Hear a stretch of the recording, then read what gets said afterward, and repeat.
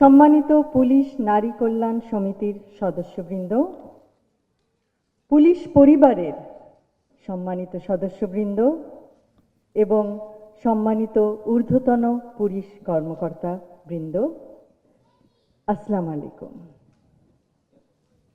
প্রথমেই শ্রদ্ধা ভরে স্মরণ করছি শহীদ রাষ্ট্রপতি জিয়াউর রহমান এবং আপসহীন দেশনেত্রী বেগম খালেদা জিয়াকে। আজ পুলিশ নারী কল্যাণ সমিতির আয়োজিত এই অনুষ্ঠানে উপস্থিত থাকতে পেরে আমার খুবই ভালো লাগছে।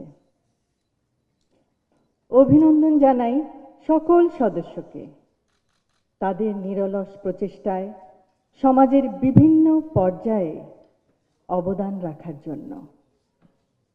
আপনারা আপনাদের কর্মের মাধ্যমে আগামীর প্রজন্মকে সমাজে অবদান রাখার পথ দেখিয়ে দিতে সহায়তা করছেন।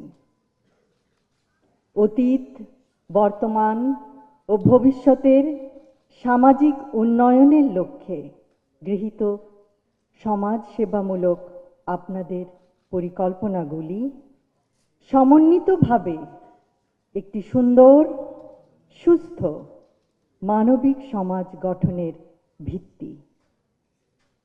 আমরা সকলে যদি নিজ নিজ ক্ষেত্রে কাঙ্ক্ষিত সমাজ গঠনে অবদান রাখি, তাহলে নিশ্চয়ই সেটি বাস্তবায়ন করা সম্ভব ইনশাআল্লাহ। নারীরা পরিবার ও সামাজিক উন্নয়নের ক্ষেত্রে কেন্দ্রে থেকে স্বাস্থ্য, গ্রামীণ উন্নয়নে অংশ নিতে পারে। কন্যা শিশুদের নিরাপত্তা ও সুন্দর মানবিক বিকাশ নিশ্চিত করার মাধ্যমে প্রতিটি মেয়ে যে ভবিষ্যৎ নিজের জন্য গড়তে চায়, সেই পথে রাষ্ট্র ব্যবস্থা প্রতিবন্ধকতা সৃষ্টির পরিবর্তে তা এগিয়ে নেবে। স্বনির্ভরতার লক্ষ্যে ক্ষুদ্র, কুটির ও মাঝারি শিল্পে যোগ্যতার ভিত্তিতে নারী উদ্যোক্তাদের উৎসাহ প্রদান, যেমন প্রয়োজনীয় প্রশিক্ষণ এবং ডেভেলপমেন্ট ও মার্কেটিং সাপোর্ট প্রদান। ফলে পারিবারিক সচ্ছলতা বৃদ্ধি ও সন্তানদের শিক্ষা এবং দারিদ্র্য বিমোচনের লক্ষ্যমাত্রা অর্জনের পথ সুগম করা সম্ভব হবে। সবশেষে আজকের এই সুন্দর অনুষ্ঠানটি আয়োজনের জন্য পুলিশ নারী কল্যাণ সমিতির সকল সদস্যকে জানাই আন্তরিক ধন্যবাদ এবং তাদের সকল কর্মকাণ্ডে উত্তরোত্তর সর্বাঙ্গীন সাফল্য কামনা করি।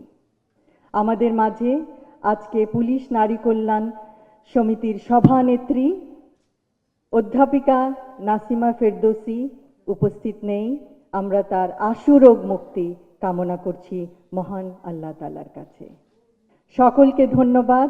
আল্লাহ হাফেজ।